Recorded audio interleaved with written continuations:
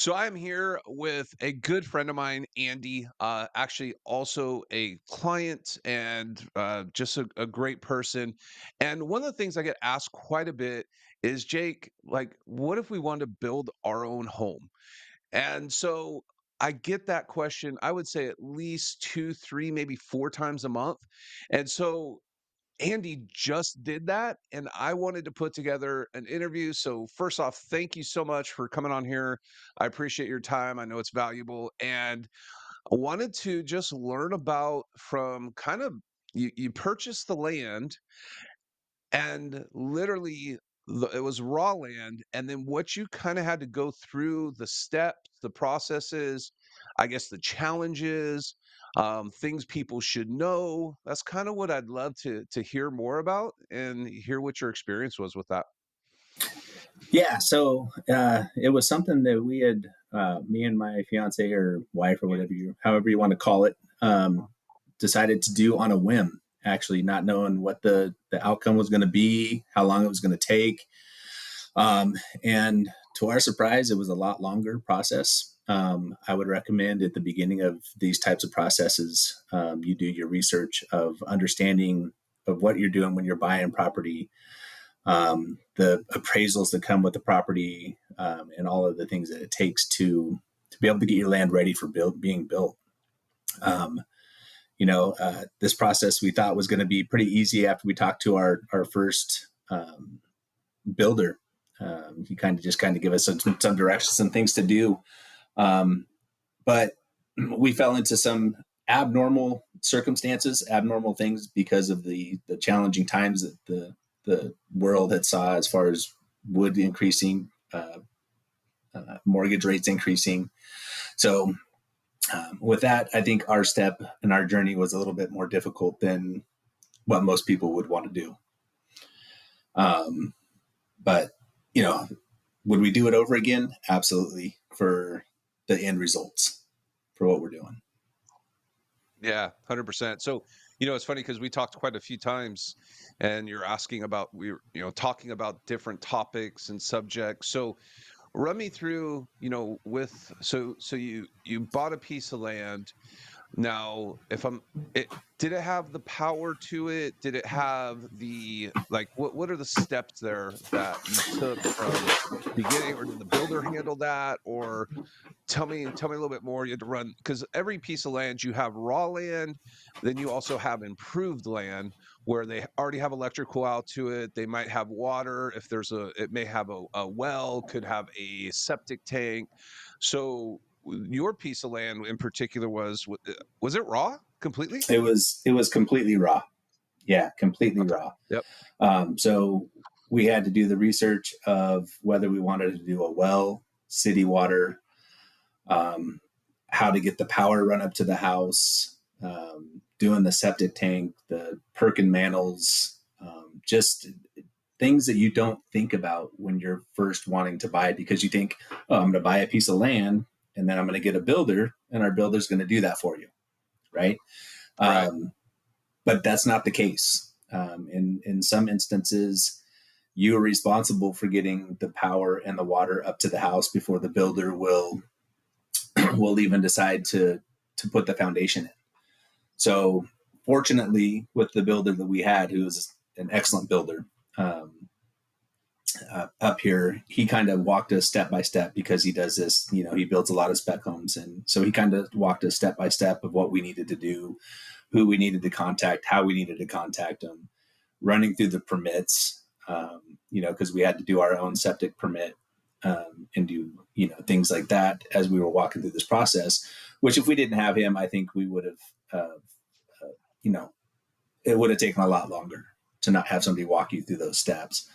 One of the biggest things that we did learn during this is that when you do buy a piece of raw land, when you go to put your house on it and you have to get an appraisal for your construction loan, we weren't aware that if you make any improvements to your land at that time, that the land doesn't appraise for more for the first year. It only appraises for what you bought it for. So the investments that you're making in that doesn't actually go towards your, a reduction in your construction costs or appraisal cost. So, you can be putting that money in there, but then you'd have to put more money down at the end to get you that 80/20, equity line. So that was a big surprise for us, and that kind of took So you're us. talking Go ahead. Oh, as I say, so you're talking about like when you did put the septic in, when you did get your water set up, that because it hadn't been a year, it wasn't adding any dollars to the final appraisal amount. Is that what I'm hearing? Yeah, correct. It didn't add any value to that in that first year to the final appraisal, so that they can only Okay, appraise your land for whatever you pay for it. So your additional cost, then you're still going to have to come out with more money out of pocket if you have to for, to get to the 80/20 without having mortgage PMI and gotcha. stuff. So that was Yeah, one of the biggest shocks for us. yeah, I can imagine that. So if you don't mind me asking, just and if you do, just say no. But what did those initial putting in, getting power to the property, I'm assuming unless the builder did it, you had to get your pad, doing the septic, or did you go city or did you do septic? It was We ended up going city for water.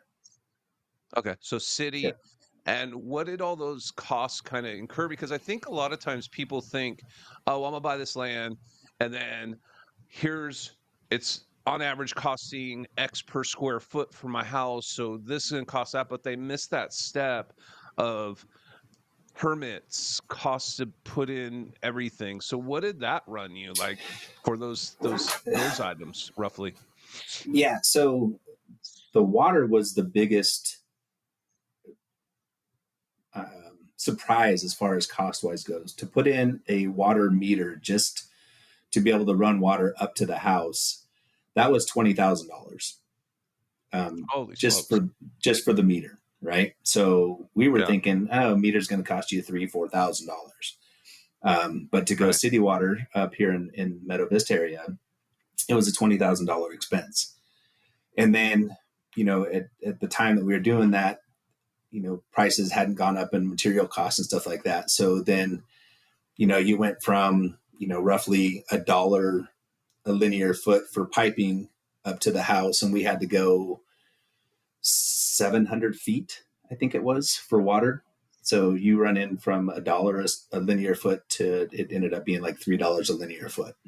So your costs just add up tremendously.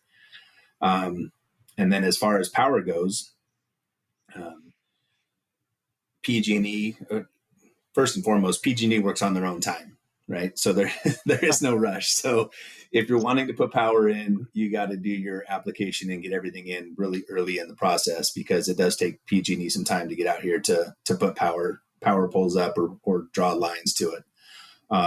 Sure. Fortunately for us, our builder was able to put in his own power pole, his own meter box. So we just had to have PG&E run from one power pole to the next, and it was a small run.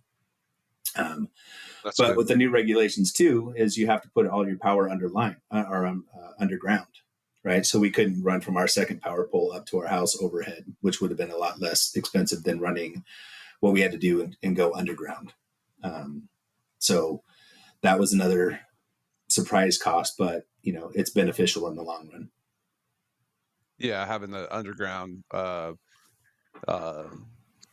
electric, yeah, no, definitely. The old school, they're trying to do away with a lot of that. In fact, they're actually putting a lot of those overhead power lines underneath, Mm-hmm. in a lot of different areas I'm seeing. I'm Yeah, curious, I wonder what they'll do with, like, Folsom where they have those massive power lines. I don't know that they can do anything. yeah. I'm not sure either. But it's a big expense Yeah, in what they're doing and what California is trying to do. So yeah, 100%. So you got your electric in, you got your water in. What'd you do for the, sewer septic? we had to put on our own septic tank. Okay, And then so with the septic tank, you have to do well, let's go back to ground zero. When you buy property too, you have to make sure before you buy property that the land has the ability to do a perk and mantle. Because yeah, some people can buy land, and then when they come out to test for a perk and mantle, they can say, well, you can't build here. Sure. because you either a have to your land doesn't allow the leach lines to leach properly. Um, Yep. but that would be one of the first things you do, is because if you have to do a non-standard septic tank, which luckily we were able to do a standard septic tank, which runs costs $10,000-$12,000 to do. You could come up with $30,000-$40,000 for an engineered septic. So it's very Right. important to get the perk and mantle at the very beginning of the buying process, or make sure that there's a perk and mantle done on the land that you're purchasing. Um, but that process was, for us, fortunately, was pretty easy. But I did have to work with our excavator that did our pad and stuff like that to come in and do that perk and mantle ourselves. Or I'm sorry, the Yeah. septic tank ourselves. So now, did you have the option to tie into city sewer? No, there is no city No. sewer up here in Meadow Vista. It's Yeah. all Okay. everybody is on the septic. Yeah. Yeah. Yeah. Gotcha. Okay. So if you're looking at that, right? So you've got, I don't know, 10. I mean, then the pad, I'm sure, probably costs, from what I've kind of a rough guesstimate that I've kind of always given to folks, is depending on the city, each place is going to be different costs for permits, different costs Mm-hmm. for everything. You buy the land, then you could probably run anywhere from 50 to $70,000 getting the piece of land, between electric, between sewer, between water, and your pad, to get it ready to actually at that point then build. Would you say that's fairly accurate? I would say that that's pretty close to accurate. Yeah, Okay. because and for us, we had to do a 600-foot driveway. We had to cut and fill 13 feet of, cut 13 feet off of a hillside, and then fill in the remainder of the pad to make our pad. But we also did it, for me, an extra large pad. I think we did a 100 by 100 square foot pad. So, but we wanted that room, so we had to do a lot more cut and fill. But I would say that, yeah, that's a good rough estimate, $50,000 to $70,000. Okay. So when you say for you, you did an extra large pad, what tell me about that? Well, I I know I know Kara's probably, if she's around there right now, she's laughing. yeah. So I tell everybody, because I'm a city boy. I am not, and we came out here about 7.5 acres of trees, right? Yep. And where she wanted to build the house, there were trees everywhere. So that process for me was fun. I got to go buy my first chainsaw, got to go buy my first tractor, got to go, explore, do some things, learn how to cut down trees. But the pad itself is because she wants a pool, right? I mean, that is Yep. what we did. Gotcha. What we did. So, um, but but we also wanted our view. We have what I say. Not everybody likes it. I say we have $1 million view out of our backyard. So when Yeah. she's going to be out in her pool, she's going to be able to look over some pine trees and some mountains, and we have to do whatever they want, right? And that's what she That's so wanted. cool.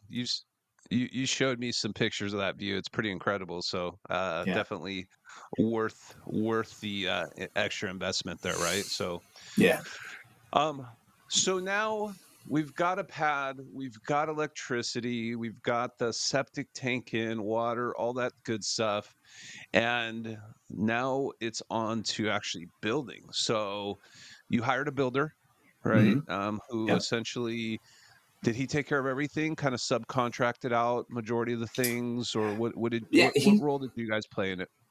Um, he subcontracted out a few things. He has a crew himself that does a lot of the work, a lot of the finishing work, a lot of the electrical in here. Um, so that is where the fun part came. It's really is when it came down to finally getting the foundation laid and watching things be built, watching their crews work, and how well they worked and how much they paid attention to detail. Um, it's it. they worked really quick for us. They said when we started the foundation that it could be, a full year before we moved into the house, which at that point would have taken the process almost 3 years to go from, you helping us sell our house down in Rancho Cordova to moving in up here, Yeah, which was about 2 years longer than we expected. But they were able to get that done in 6 months, from start to that's finish. awesome. Once foundation got put in, they just it seemed like the process of getting up to the foundation, we hit not major roadblocks, but the economy changing. The first appraisal that we had was just a horrible appraisal. But once the foundation got laid, it just seemed like everything started to happen. PG&E, like I said, PG&E takes forever. Some reason, PG&E, we put in our application, and then like a week later, PG&E was out putting our lines up. But for most people, that could be a 6 to 8 month process to get PG&E Yeah, out to the house. But we were luckily to be close enough that we could come up here and watch step by step and be a part of, things that we wanted. If we wanted more electrical outlets, we could go in and say, we want more here, here, and here. I was able to put some outside for, when we want to do our outdoor activities with the TVs, or, smoking meats and having barbecues. And so, but being close and being part of that process was a lot of fun, a lot of yeah. excitement for us to come up on a daily basis to see what the progress was.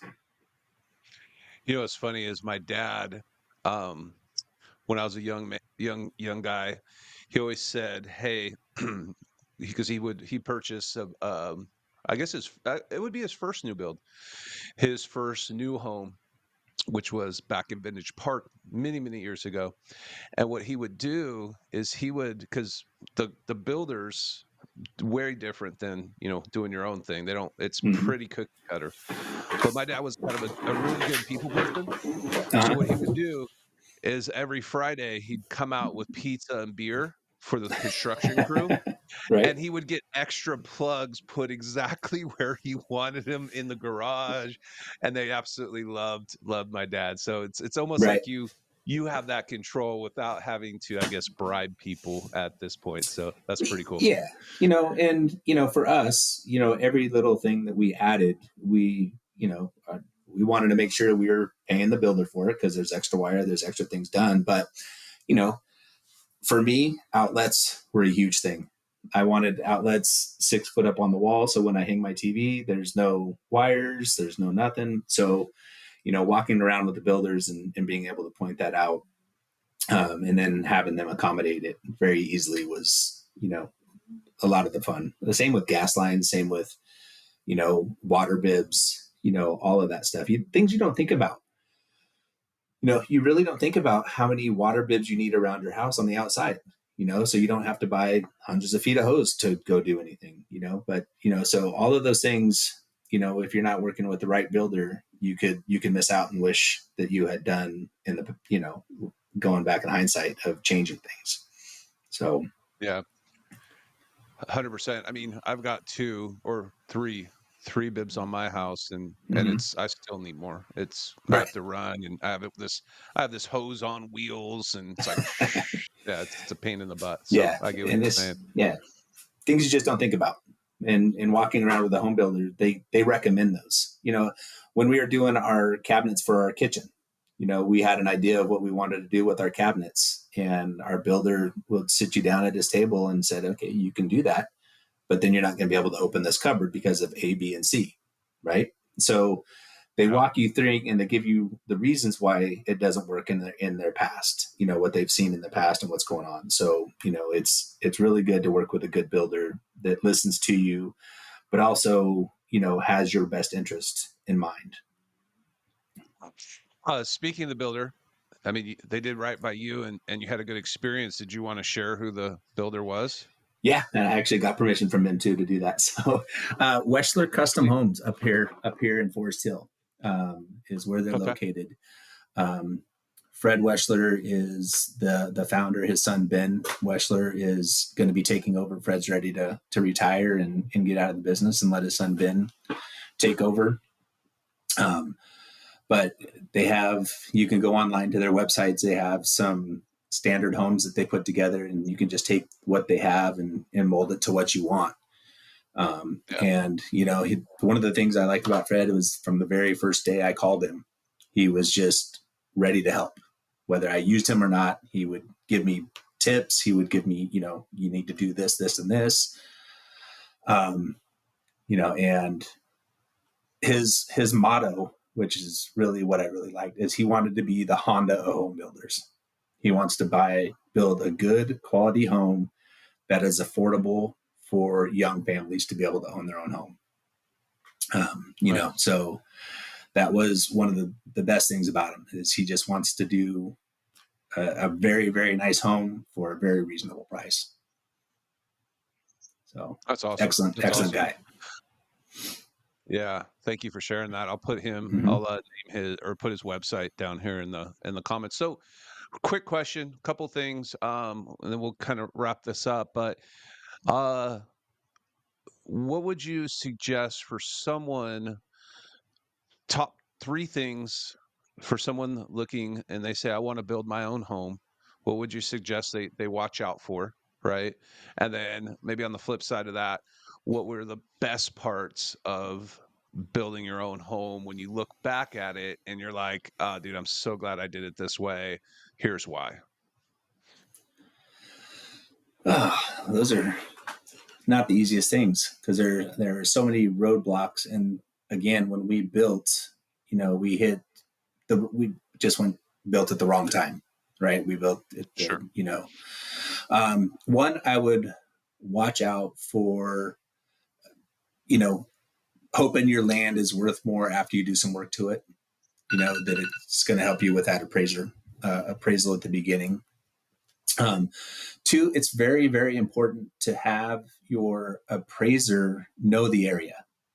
The way that Sure. bank systems do things now, from my understanding in this process, is, banks can't hire their own appraiser.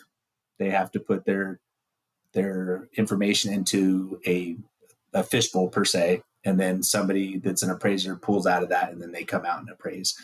So if they don't know the areas, they don't know, what values or things they're going for out here. Be very careful of that in working with your appraiser, because you can't influence your appraiser. You can't do all that stuff. But some of our appraisal um, comps were, 30 miles away in a much different price range than this current little city that we live in. Right. So, You sent me those. yeah. So, Yeah. kind of understand how appraisals work, what's going on, so that if you do get an appraisal, you can talk to them to it. You can, work with it and see if there's a way to change that first appraisal that we'd had. They didn't change anything. So we had to wait 6 months to get it reappraised. And then it appraised at a much higher value of what the land out here goes for. So Sure. one, be careful of the appraisals and what you're doing there. Two, really just understand what you're getting into, right? It's a great idea to go buy 2 acres and say, I want to build. But if you don't really know what you're doing from ground zero, talk to people that know what they're doing or that have done it in the past, because there can be a lot of extra added expenses that you're just not aware of. Um, and then three, it's really choosing your builder, right? If you want to do it yourself, great. But if you're going to work with a builder, do your research on your builders. Get different offers. I would say kind of work with an architect and kind of get an idea and a design of what you want, and then take that to the local builders to build that for you. And get different ideas and views, because the price range that we were looking at when we started to do this, you were building for $200 a square foot up to $400 a square foot for the same exact building. So there's a Yeah. big range of builders and what they charge and what they think that their value is.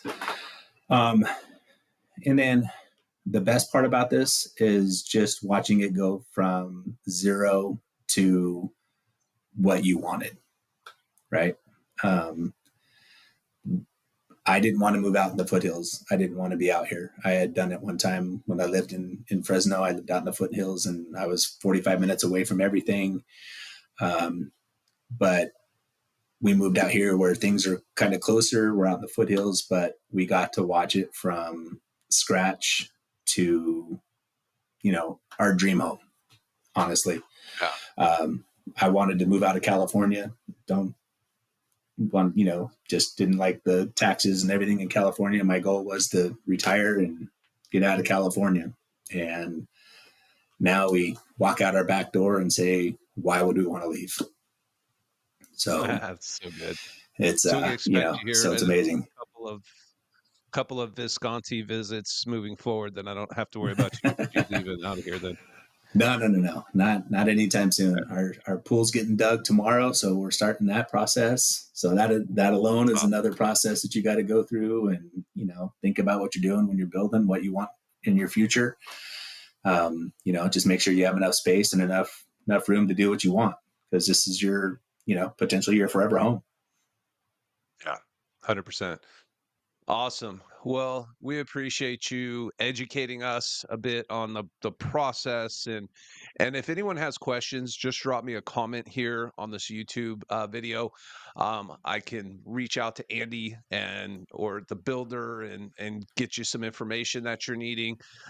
If you like what we're bringing you content wise, subscribe, hit the little bell button for us so you can be updated when we put out some new videos. Andy, thank you so much for being on here. I appreciate it. I've been wanting to do this for a while because you're like, we're friends, and you were one of the first people that built their own place recently that I knew of. So thank you. Well, we couldn't have done it without you selling our other house, so we appreciate you being a big part of this process. So, Thank you. absolutely. Awesome. All right. Cheers. Well, thank you very much.